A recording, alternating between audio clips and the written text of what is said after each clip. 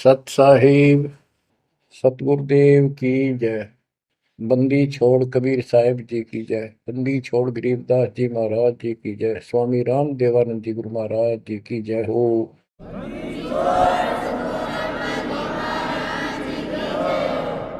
सर्व संतों की जय, सर्व भक्तों की जय, धर्मी पुरुषों की जय। श्री काशी धाम की जय, श्री सुडानी धाम की जय, श्री क्रोथा धाम की जय, श्री बरवाड़ा धाम की जय। सत साहिब ग्रीवन्योली नाद सुभान गति, लड़े भुजंग हमेश, जड़ी जानो नाम जगदीश है, विष नहीं व्यापै शेष। संत गरीबदास जी महाराज परमात्मा से प्राप्त अध्यात्म ज्ञान को कितने सुंदर तरीके से प्रमाण के साथ पेश करते हैं कि परमेश्वर कबीर जी का जो नाम है ये ऐसा जबरदस्त है। कबीर साहब ने बताया कि कबीर जैसे फनपति मंत्र सुन, रख पुन सुकोड़े, ऐसे बीरा मेरे नाम से, गाल चले मुंह मोड़े। ये तो कबीर साहब ने स्वयं बताया। जैसे फनपति सर्प और गारुड़ के मंत्र को सुनकर उससे इतना डर जाता है कि अपने फन को इकट्ठा करके भागने की चेष्टा करता है, ऐसे मेरे नाम से, कबीर नाम से, उस सच्चे मंत्र से यू काल चले मुंह मोड़, ऐसे काल दूर भाग जाता है। गरीबदास जी कहते हैं, यम किंकर कर जोड़ चले तिस देख रे, धर्मराय के अंक मिटावे लेख रे, जीव जुनी नहीं जा बाठा डे गही, दर्ग मंज हजूर पकड़ छे की बही। गरीबदास जी आंखों देखा परमात्मा की शक्ति का वर्णन करते हैं कबीर जी का, कि उनको देख कर यम के दूत हाथ जोड़ के और दूर चले जाते हैं। और फिर परमात्मा ने धर्मराज के दरबार में जाके मेरी बही निकाली। बही वो बुक, वो पैड जिस पे अकाउंट लिखा था, और परमात्मा ने कहा ये मुझे दो, ये मेरा भक्त हो गया, इसने मेरी दीक्षा ले ली। वह पैड पाट दी दाता ने वहीं पर और फेंक दी कूड़े में। दरगह मंज हजूर पकड़ छे की बही, जीव जोनी नहीं जा बाठा डे गही। कि कबीर साहब ने जिसकी बाह पकड़ ली, जिसका हाथ पकड़ लिया, जिसको शरण दे दी, वो जीव लख 84 प्रकार की योनियों में नहीं जाएगा। बाँ ठाडे गही, ठाडे ठाडा मीन तगड़े समर्थ शक्तिशाली ने हमारी बाह पकड़ ली, हमें शरण दे दी।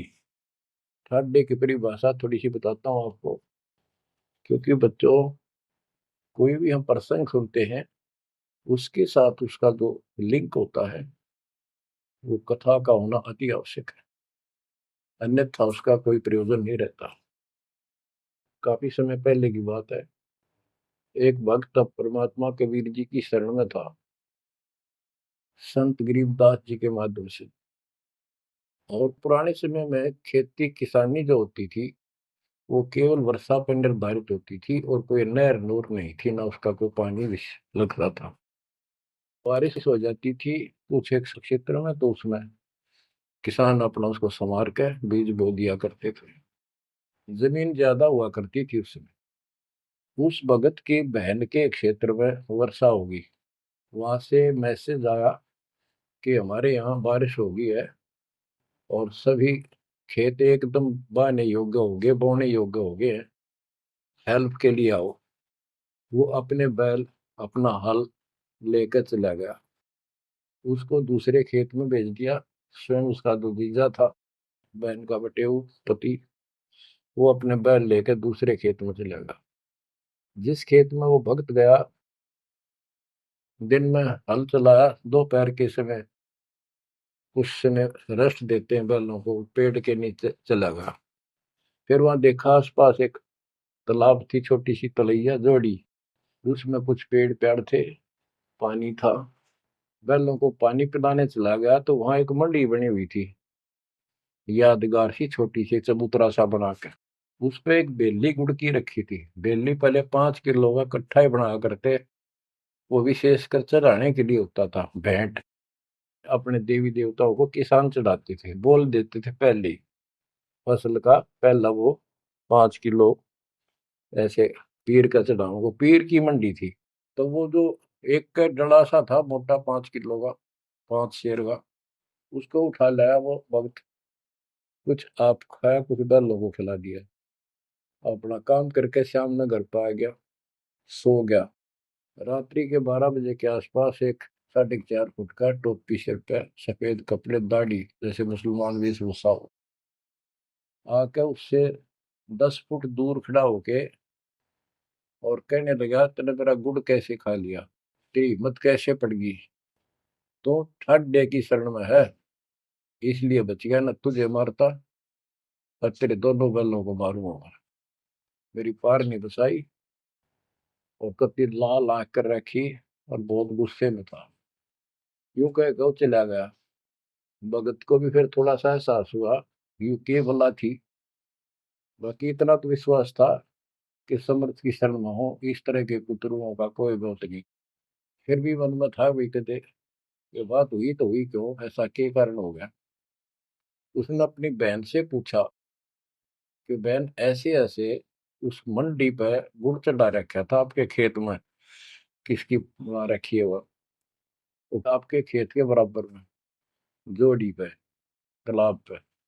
तो उसकी बहन बोली, के बात हुई भाई, क्योंकि एक बेली चढ़ा रखी थी, किसी ने गुड़ की तो रखी थी, मैं ठा लिया, उड़ा कुत्ते खाओ उसने, मन बहन आती खिला दी, कुछ आप खा ली। उसकी बहन बोली, रे के क्यों जुल्म कर दिया तेने, को उठा लिया तू वहां से। रोड लागी नो सुनते ही। भाई बोला, मेरी तो सुन ले सारी। वो एक इतने 4.5 फुट का, 4 फुट का आदमी होगा, और सफेद कपड़े पहन रखे, ऊपर टोपी, मुसलमान टाइप सा था, और मेरे से 10 फुट दूर खड़ा होगा, रात को आया। और इन्होंने बोला, तेरी हिम्मत कैसे पट गई, मेरा गुड़ उठा लिया, तने खा कैसे लिया। मैं बोला, नहीं वो आप पे बोलेगा। ने बोला, तू ठाड्डे की शरण में है, न तुझे मारू और तेरे दोनों का लाल मारू। लाल आके रखी थी, और नो कहकर चला गया वापस। वह भेड़ और फूट फूट कर रोने लगी। बोला, रे तो मेरा काला मुंह कराओ, के जवाब दो, माने न्यू सहरू से तने के वो है गुड़ पाया खाने को, हमारे आप सारे गुड़ की कमी है यहाँ पर। बहुत बुरी तरह लगी रो, भाई बचा कुकर पर भाई, अपने पति ने भी लड़न लगी, तने क्यों भेजा ही उस साइड में, तो इन्होंने क्यों ना भेजा, तने बताना चाहिए था इसको पहले। वो भाई बोला, तेरी अब भी अकल पर पर्दा पड़ रहा, उतरा शेर हाथ जोड़ के गया, अरे नो का तू ठाडेगी शरण में, जा तो बच गया, न मारी न दो मैंने तो रोए जाओ पाछे थे। अरे मैं जिंदा जी रोने लग रही तो, पागल कहेंगी, इतनी भी अकल पे पर्दा पड़ गया तुम्हारे, मैं किसकी सुनूं पता है। मैं ये रिक्वेस्ट करूं थारे ते, तुम भी आ जाओ, ना भूतड़ा दिन डर डर मर जाओगे। तो बच्चों, यम किंकर कर जोड़ चले तिस देख रे। बच्चों, आत्मा फूट फूट गाती है, चारों युग में संत पुकारे, कूक क्या हम हेल रे, हीरे माणिक मोती बरसैया जग टूटा ढेर रे। ये डरे तो बड़ी आदत पड़ गई है।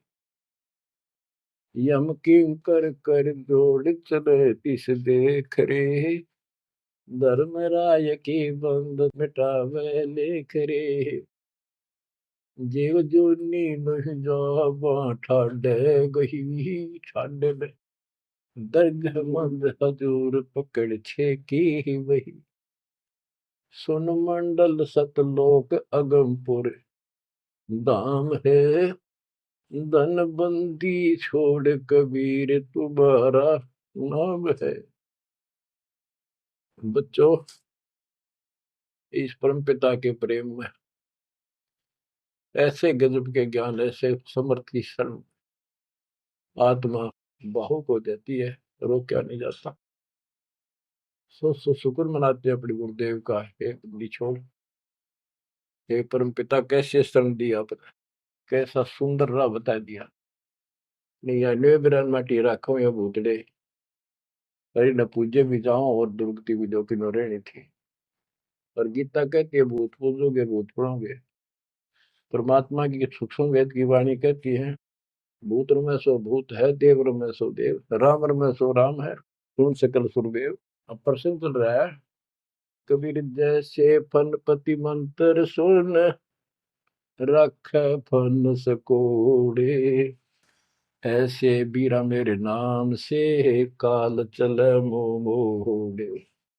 पारक के अंक की अमर ग्रंथ की प्रथम वाणी है, ग्रीव न्योल नाद सुभान गति, लड़े भुजंग हमेश, जड़ी जानो नाम जगदीश है, विष नहीं व्यापै शेष। जैसे एक नेवला होता है, सारा 9 इंच का प्राणी, और वो 10 फुट के सांप को, सर्प को, भुजंग को मार देता है। कैसे मार देता, उसके पास एक ट्रिक है। उसके पास एक जड़ी होती है, एक नागदमन जड़ी होती है जंगल में, उसको सूंघता है, उसमें स्मेल आती है। वो सर्प को उस समय छेड़ता है जो वो जड़ी के आसपास होता है, वो झाड़ बोझड़ों के अंदर होती है। वो सर्प को छेड़ता है, सर्प ऐसे फन उठा लेता है, और वो जाके एकदम वहां जड़ी श्वास में भर लेता स्मेल, और आके उस सर्प के सामने सो के थोड़ी सी दूरी से छोड़ देता है। जिस दर से हवा चल रही हो, सर्प की तरफ जा रही हो, उस साइड में हो जाता हो। सर्प को उससे चक्कर आने शुरू हो जाते उस स्मेल से, उसका जी घबराता है और वो भागने की चेष्टा करता है। नेवला फिर उसके गर्दन पे बैठ जाता है, मुंडी पे पीछे के, और वहां मुंह के ऊपर फिर वो स्मेल छोड़ता ही रहता है। उसको अचेत करके फिर पकड़ कर उसको मार डालता है, काट देता है।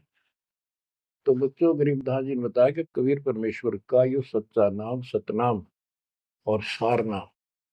सार नाम है, ये है मेन चीज। सतनाम भी बहुत शक्ति हो जाती है इन दोनों के मेल से। जैसे दो जड़ियों को मिला दिया जाए, उसका कुछ अलग से स्ट्रॉन्ग दवाई बन जाती है, मेडिसिन। और तीसरी मालिक मिला, मालिक का जो सार नाम है, वो तो कहना ही क्या है। तो हमारा जो मोक्ष जो होगा इन सभी मंत्रों के जाप से होगा।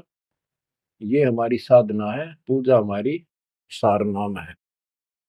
बच्चों, जैसे एक छोटा सा सर्प उस जड़ी की ताकत से, स्मेल की ताकत से जो श्वास में भर के लाता है, इतने तगड़े लंबे सर्प को कंडम कर देता है।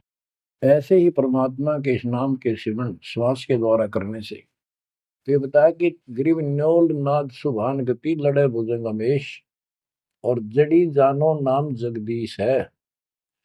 जगदीश सारी सृष्टि के मालिक का जो असली नाम है, वो जड़ी है, वो नागदम जड़ी है।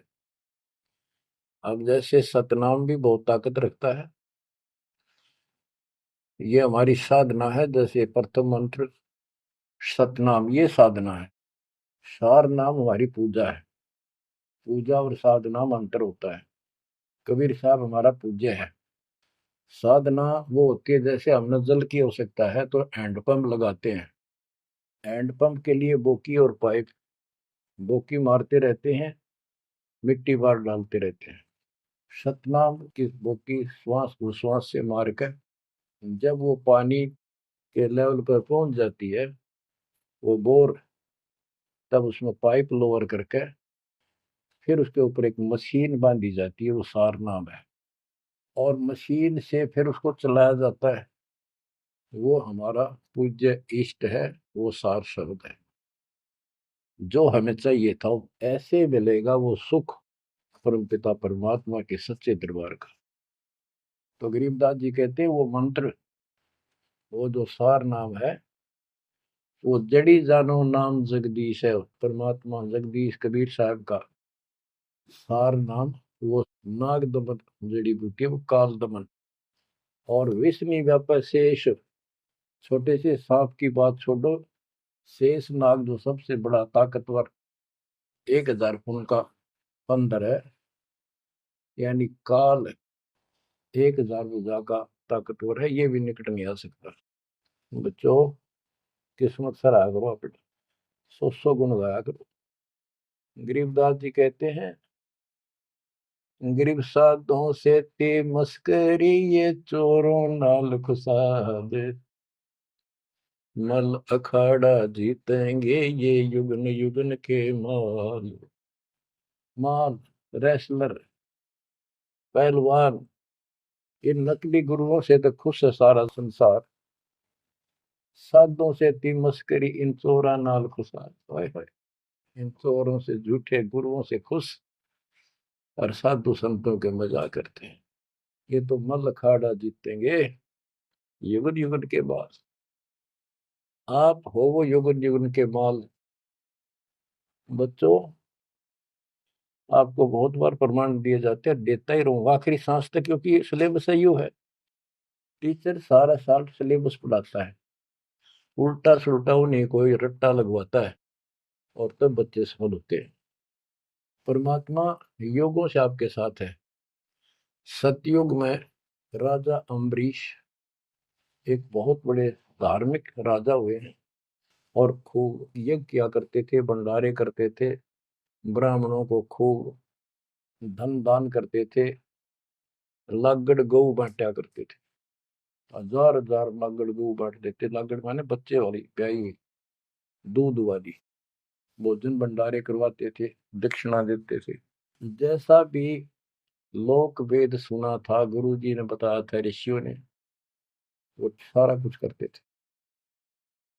परमात्मा वहां भी साथ रहते हैं, उनकी इज्जत रखते हैं भक्ति की, और बीच बीच में उनको समझाने की चेष्टा की, कोई ऋषि रूप बनाकर अम्बरीश जी को सच्चा मार्ग बताया, खूब ध्यान से सुना और नाम लिया। लेकिन वो ऋषि वहां सैकड़ों और मालिक एक। आखिर में राजा अम्बरीश भी हाथ खड़े कर गया, मालिक की साधना छड़ दी, और वो ऋषियों वाली वो शुरुआत कर। इतने अच्छे भगत विष्णु जी के बने हुए थे। बच्चों, अब हंसी भी आती है, दुख भी होता है। गरीब वेद पढ़े पर भेद न जाने, वाचे पुराने ठारा, और पत्थर की पूजा करे, भूल गए सृजनहारा। वेद पढ़ा करते ऋषि उस समय, केवल वेद। पुराण तो इनकी अपनी रचना है, फिर वो सा लिखते चले गए, और सारा वेद के विरुद्ध साधना करते करते और कराते थे। विष्णु जी की पूजा करे, और गीता क्या कहती है, तो चारों वेदों का सारांश है। विष्णु 3 गुणों में से एक सतगुण है। इन तीनों गुणों की भक्ति तक गुण में माया के द्वारा जिसका ज्ञान हरा जा चुका है, यानी इसी तक सीमित है, जो राक्षस स्वभाव को धारण किए हुए मनुष्यों में नीच दूषित कर्म करने वाले मूर्ख, ये मेरी भक्ति ना करते। तो अम्बरीश वही साधना करता था, लेकिन पिछले संस्कार किसी, जैसे भी चल रहा भक्ति युग बच्चों, आप इन बातों को बार बार सुनोगे तो आपके दिल में समा जाएगी अकाड़ी सच्चाई ये है। अब ये भक्ति काल शुरू हो गया, मोक्ष काल समझो। इसमें हजारों वर्षों तक चलेगा, अरबों भगत बच्चे बेटा बेटी पार होंगे, जो चलेगा जो भी लाखों वर्ष और भी चलेगा। लेकिन वो साधना करते रहेंगे, लेकिन उनका विश्वास इतना नहीं बनेगा, वो फिर यही रह जाएंगे काल के जाल में। उन्हीं में से फिर, क्योंकि उनकी भक्ति जबरदस्त है, शास्त्र अनुकूल है, अगले सतयुग में उन्हीं पुण्यात्माओं को काल जन्म देगा, उनको पहले ऊपर के लोकों में रखेगा। ऊपर के लोकों में, स्वर्ग में देवता हजारों लाखों वर्ष वहां रहेंगे। यानी एक कोल्लू के साथ चक्कर है, चैन है, चैन।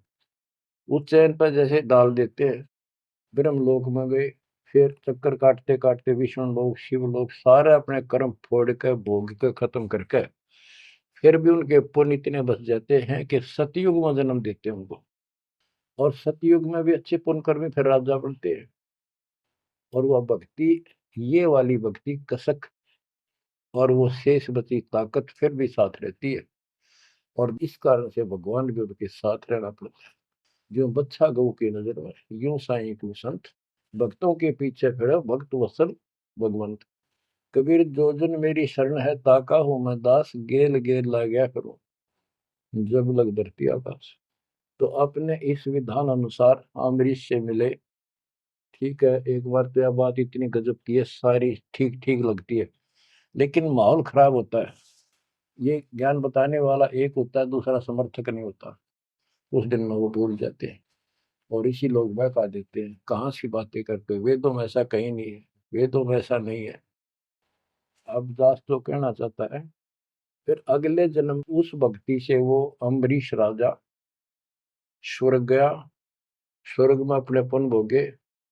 फिर त्रेता युग में फिर राजा जनक के रूप में वह आत्मा ने जन्म लिया। वहां भी खूब भक्ति करी, विष्णु के कट्टर पुजारी। वही भावना वही भाव फिर भरा हुआ था, परमात्मा फिर भी मिले उनको। लेकिन राजा और सिद्धियां इतने ठाठ बाट और बकाने वाले वो गुरु निरे ऋषि हमारी ऐसी घिस काट रखी काल में, हम ऐसे मूर्ख बना रखे, थोड़ा सा भी सुख हो जाए, कोई प्रभुता कोई पद प्राप्त हो जाए, हम खुद भगवान बन जाते हैं। लेकिन पिछली धार्मिकता के अनुसार हम कुछ धार्मिक भी बने रहते, लेकिन रहते वही के वही। और अम्बरीश राजा इतने अच्छे भगत थे, पिछली सिद्धि शक्तिमान की वो भक्ति की सही थी। एक बार दुर्वासा ऋषि ने उनके ऊपर सुदर्शन चक्कर छोड़ दिया। दुर्वासा कहता था कि तू ये साधना छोड़ दे, मैं बताऊं वाह कर। अम्बरीश ने हाथ भर ली पर छोड़ी नहीं। अगली बार गया, उसने गुस्सा हो गया कि तू मानना नहीं मेरी बात, तेरा सिर काट दूंगा, इतना गुस्सा। सुदर्शन चक्कर छोड़ दिया। सुदर्शन चक्कर राजा अम्बरीश के पैर छू के और दुर्वासा ने मारने खातिर वापस चाल पड़ा। दुर्वासा भागता फिरा तीन लोक में, कितने उसने गुफा नहीं मिली जरा बच जा, कुछ संरक्षक नहीं पाया। परमात्मा कबीर जी ने विष्णु रूप बनाया, एक सवाल आ दी, एक मिनट में क्या कर दी कर दिया बोलो में। दुर्वासा ने देखा भगवान विष्णु बैठे, वहीं पहुंच गया और कंप पे डांक ठोक रखी, मन बचा लो भगवान, बचाओ मुझे, सुदर्शन चक्र मुझे मारेगा। परमात्मा बोले क्या गुस्ताखी कर दी, क्यों मार रहा है तेरे को। फिर वह सारी कहानी बता दी। भगवान बोले कि भक्ति के भाव से चलो, ये ताकत से नहीं चलता ये मार्ग। अपना ज्ञान दो, कोई मानने ठीक है, ना मानो मत ना मानो, मुझे बचाओ भगवान मुझे बचाओ। उसमें सुदर्शन चक्कर रुक गया, खड़ा हो गया दूर, भगवान की शक्ति से डर के देख के। तो दुर्वासा को विश्वास हो गया कि यहाँ बचाओ हो सकता है, माफ करो मुझे माफ करो। परमात्मा बोले अम्बरीश के पैर पकड़े, वो बचाओगा तुम्हें इससे, मैं नहीं बचाऊंगा। हाथ जोड़े, हे भगवान आपके दरबार में मैं नहीं बचूंगा, कहाँ भेजो हो दाता, मैंने तो रास्ते में मारेगा। मिला जा, वही जान बचेगी तेरी। अम्बरीश के चरणों में गिरा वो, जिसने 56 करोड़ यादव मार दिए थे एक वचन पे। तो कहते हैं अपनी देसी कहावत हमारे यहाँ, शेर न सोआ शेर, जरूर टकराया कर, यही बकवाद करनी है ना। अम्बरीश के चरणों में मत्था टेका उसने, मेरी जान बख्शो महाराज, जान बख्शो बख्श दो। अम्बरीश राजा बोले महाराज मैंने कुछ नहीं कहा, तेरा कर्म तुझे मिला। और वो सुदर्शन चक्कर हाथ से पकड़ लिया राजा अम्बरीश ने और ऑफ कर दिया, शांत हो गया। बोला ले जा तेरी तोब। और भक्ति के भाव रहना चाहिए इंसान। बच्चों, अम्बरीश राजा की इतनी महिमा होगी, ऋषि भी हैरान थे जो उनके गुरु लोग थे। वो नहीं छोड़ कहते, मन तू सुख के सागर बस रे, और न ऐसा यस रे। तू सुख के सागर बस रे, ये झूठे यशों में कुछ नहीं धरा। वह सतयुग में महिमा होगी, फिर राजा जनक बन गए। राजा जनक वही भाग्य बाबा नानक बने। जब एक सुखदेव नाम के बाल ब्रह्मचारी माँ के गर्भ से भक्ति ले रहे थे और आकाश में उड़ जाने की सिद्धि थी। उस अर्धी की गांठ से पंसारी बढ़ जाते ये अपने बराबर किसी ने नहीं समझा था। राजा जनक के पैरों में पड़कर स्वर्ग तक जाने का विरोध करवाया। वो मोक्ष तक वो दूर की बात है, वो तो मार्ग ही नारा है। गरीब सुखदेव ने 84 भुगती बिना पजावे खरगो, तेरी क्या बुनियाद परानी, तू पेंडा पंथ पकड़ो। के सुखदेव जैसे ऋषि जिसकी टूटी बोला करती सारे देवता उसका सम्मान करते थे, बड़ा पहुंचा हुआ है, वो भी फिर 84 लाख योनियों में गया। राजा जनक से दीक्षा ली। पहले तो यूं कहता मैं बाल ब्रह्मचारी ब्राह्मण ऋषि, जनक विदेही राजा भाई कैसे शीश नवाऊं जाई। सुखदेव बोले ज्ञान विवेक का हमने स्त्री का मुख नहीं देखा। राजा के 10,000 रानियां। तो गरीबदास जी कहते हैं गोरख से ज्ञानी गणे सुखदेव जति जिहान। वो अपने आप को जति मान रहा था। और सीता सी वो बारिया संत दूर स्थान। संत के घर बहुत दूर है, इन बात का तो नहीं भाई इसने ब्याह करवा रखा है, इसका न्यू हो रहा था, ये संत कैसे हो सकता है। 10,000 रानी थी, फिर भी उस नकली थे दो भी अच्छा था राजा जनक। बच्चों ये मूल ज्ञान है, ये निचोड़ है, निष्कर्ष है, ये तत्व ज्ञान है। और राजा जनक रूप में बहुत गणे यज्ञ किए, बहुत प्रमाण है पुराणों में। बहुत धर्म भंडारे लाए, यानी दूध वाली गाय बाटी साधु संत, तो वो धर्म पुण्य बन गए। अब देख काल कैसे ठगी करता बच्चों, सारे पॉइंट याद रखने पड़ेंगे, बेमतलब अपने धन ने खोया नहीं करते। राजा जनक और सुखदेव विमानों बैठकर स्वर्ग जान लग रहे। रास्ते में 12 करोड़ आत्माएं नरक में तंग पा रही थी, हाहाकार मचा रोवे। राजा जनक ने कहा ये आवाज कहां से आ रही है चिल्लाने की, रोको मेरा विमान रोको। रोक दिया। उनको बताया गया कि यहाँ एक नरक है, उसमें 12 करोड़ आत्माएं जीव अपने कर्म दंड भोग रहे पाप। राजा ने कहा इनको छोड़ दो, इनको कष्ट ना दो। तो वहां जो उनके साथ गए थे देवदूत यमदूत, वो कहने लगे जी यहाँ आपका हुक्म नहीं चलता, यहाँ का राजा धर्मराज है, उसके आदेश से सब कुछ होता है। बोला या तो मुझे इस नरक में डाल दो, मुझे भी यहीं छोड़ दो, ना इनको निकाल दो। धर्मराज तक बात गई। धर्मराज जी वहां आए, बात सुनी। धर्मराज बोले राजन अपने अपने कर्मा का फल सब न भोगना पड़ता है, ऐसे नहीं कुछ हो सकता। तो राजा आकड़ गया। भाव यानी एक परमार्थी भाव, परमार्थ भी हिसाब का होना चाहिए, तो आदमी कोई परमार्थ नहीं चला गया कि मैं या तो मुझे यहाँ छोड़ दो या इनको साथ लो मेरे। तब धर्मराय ने एक विकल्प निकाला कि आप अपने पुण्य दे दो इनको, आधे या जितने चाहते हो उतने समय तक इनको आपके साथ वहां स्वर्ग में भेज देंगे। राजा ने 50% पुण्य दान कर दिए। सबको बिठा के 12 करोड़ आत्माओं को विमान में बिठा के और स्वर्ग ले गए। बच्चों सुखदेव ने गलती करी नहीं, वो तो आज तक स्वर्ग में है। और वो राजा जनक ने आधे पुण्य खत्म कर दिए, बाकी के पुण्य में झाड़ के खा के खर्च के खो खंडा के बाबा नानक रूप में जन्मे।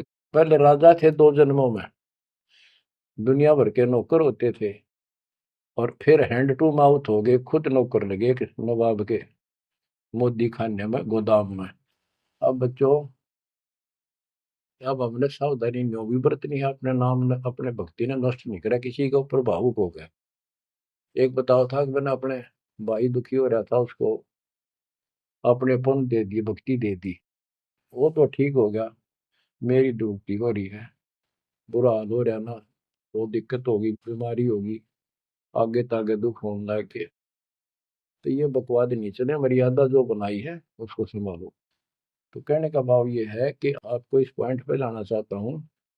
अब राजा जनक राजा थे, राजा अम्बरीश राजा थे वो बाबा नानक बने, खुद नौकर लगे राजा के। अब यहाँ आकर हमारी बात टिकती है कि साधों से ती मस्करी चोरा नाल खुशाल, मल अखाड़ा जीतेंगे ये युग युग के बाद। यानी भक्ति की चाह, भगवान की चाह उनके में तब भी थी, पर एक्सरसाइज गलत थी। अब परमात्मा फिर मिले उनको आकर के। अब वो भौतिक धन में निर्धन थे, पर अध्यात्म धन के भरे पड़े थे। पिछले पुण्य गजब के थे भक्ति वाले। एक तो धर्म कर्म किए होते हैं वो, और एक होते भक्ति की शक्ति। वह न्यो की नो डटी थी उसकी, वो पुण्य खत्म कर दिए थे उसने। तो वो भक्ति उस कारण से परमात्मा फिर आकर मिले। अब वो हैंड टू माउथ था, सुन ली। राजा होता तो तब भी ना सुनता। तो बच्चों, आज आप से कितने निर्धन हो और कितने धनवान हो, आप उस मालिक के सच्चे बच्चे हो। पिछले जन्म जन्मांतर से आप भक्ति करते हुए आ रहे हो। अब परमात्मा ने अपना वो धन देखना है। कबीर सब जग निर्धना धनवंता नहीं कोई, धनवान वा को जानियो जहाँ पर राम नाम धन वही है। आपके पास वो राम नाम का धन भरा पड़ा है। और जैसे सुकुच मीन मिलता नहीं भाई, स्वाति सीप सब अड़ ही जाई। सुकुच मीन सतगुरु हो आया, जिन परमात्मा का भेद बता। जैसे सीप और मोती का उदाहरण दिया जाता है कि स्वाति भी मिल गई सीप को, ऊपर की बूंद, मोती भी बन गया। लेकिन एक सुकुच मीन जब उसमें टक्कर ना मारे, उसने खुल नहीं, तो वह मोती माए गड़ गया और वह सीप भी मर गया। तो बच्चों, ये भक्ति धन थारा इब कभी नहीं गड़ मर जाता, सतगुरु ना मिलता था। तो अब आपका वो मोती सुरक्षित है। अब कहते सुकुच मीन सतगुरु हो आया, जिन परमात्मा का भेद बता। तो बच्चों, फिर बाबा नानक को मालिक ऊपर लेकर गए और उनको वो सच्चा राह बताया। उसके बाद उनकी जिंदगी बदल गई। यानी पहले वकील हो रहे थे काल के, सुने नहीं थे। अब जो बाबा नानक जी हिंदू धर्म में जन्मे थे, खत्री गोत्र था, और भगवान विष्णु कृष्ण राम कुर्बान थे इनके ऊपर। गीता का पाठ ब्रजलाल पांडे से पढ़ा करते थे और गीता पढ़ते थे। दाता मिले तो खूब तर्क वितर्क किए। आखिर में बोले अखा वेखूं तो मानो। तो परमात्मा ने आई विटनेस भी बनाने थे। बेई नदी सुल्तानपुर के साथ से बह रही है। सुल्तानपुर में बाबा नानक की बड़ी बहन ब्याह रखी थी। वह अपनी बहन के वहां रहते थे, नौकरी करते थे नवाब के। सुबह सुबह स्नान करने जाया करते थे उस नदी पे। वहां परमात्मा ने 2-3 मीटिंग करी। तीसरी बार जब आए, ने बोले आंखें देखो जो मानो। बात सारी समझ में आ गई। गीता बार बार देख ली, पढ़ ली, सच्चाई भगवान कोई और है। और चाव भी थे, पर पुराना ज्ञान और कोई नो समर्थक नहीं गया, बात सच्ची है। तो वो कहने लगे आंखा देखो तो मानो। कबीर साहब और बाबा नानक जी परमात्मा समकालीन थे। बाबा नानक जी का जन्म सन 1469 में हुआ, 1469 में। और 1539 में वो शरीर छोड़ के गए। और परमात्मा जी 1518 में गए। तो 1469 से 1518 तक समकालीन थे। तब आंखों देखा सतलोक 3 दिन तक नानक साहब जी का शरीर कहीं और छुपा के उनकी आत्मा को लेके गए, फिर छोड़ा तीसरे दिन। उसके बाद तो दुनिया बदल गई उनकी। वो सब पूजाएं त्याग माल की शरण में आ गए। घर में विरोध, सारे समाज में विरोध है। उसके पिता भी बहुत दुखी हो गए, तो के पैदा हो गया हमारे, देवी देवताओं को ऐसा गलत बोलता है। तो बहुत परेशान हुए। लेकिन जब आंखों देख ली, कौन सुने किसकी। सूरवीर होते हैं संत, संत सिपाही और शेर पीछे नहीं हटते। तो बच्चों, सारा ज्ञान सत्संग से होता है। परमात्मा का और उस प्यारी आत्मा का, आत्मा और परमात्मा नानक साहब का सत्संग हुआ। सत्संग से बात स्पष्ट हुई। अब पारक के अंक की वाणी सुनाता हूँ कुछ। साधों से ती मस्करी ये चोरा नाल खुशाल, मल अखाड़ा जीतेंगे ये युगन युगन के माल। अब वो बाबा नानक युगन युगन के माल थे और वह जीते, डट के खड़े हो गए। फिर जब ज्ञान समझ में आ गया, सारा संसार मीराबाई थी युगन युगन की माल, सत्संग में जाना ना छूटे माँ, फिर जल के मरो संसार। तो बच्चों इस स्थिति में तुम नहाना पड़ेगा एक दिन, जब जाता राजी होगा। और ये ज्ञान खुद देता है भगवान, और वो आत्मा जो इसको सुनकर कुर्बान हो जाती है, वो महान आत्मा होती है। गरीब अंश गवन करते नहीं, मान सरोवर छाड़, कौवे उड़ उड़ जात हैं खाते मसाहाड़। हंस और कौवे और बुगले सब पक्षी कहलाते हैं। हंस उस मानसरोवर को नहीं छोड़ता जहां उसका आहार मोती होते हैं, और कौवे वहां टेके नहीं, क्योंकि उन्हें तो जगह जगह जाकर मांस खाना, हाड खाड़े हाडों का मांस चाटना, किसी पशु के जख्म में चोंच मारना, ये कौवियों जैसी व्यक्ति के लोगों का स्वभाव होता है कि दुखी उनका अपना उल्लू सीधा हो, स्वार्थ सिद्ध हो, ताकि अगला कितना दुखी हो। ये कौवे जैसे जीव होते हैं।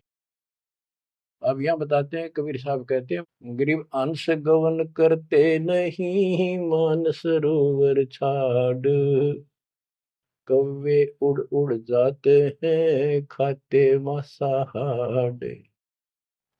गरीब मान सरोवर मुक्ति फल, मुक्ता हल के ढेरे, कौवा आसन न बंद जब भूमि दीन सुमेरी।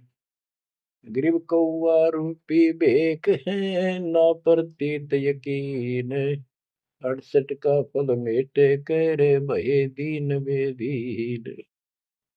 गरीब हंस दशा तो साध है, सरोवर है सतसंग, मुक्ता हलवाणी चुगे फिर चढ़त नवेला रंग। अब स्पष्ट कर दिया कि ये सत्संग जो है ये मानसरोवर है, और भगत साध ये हमारे हंस हैं।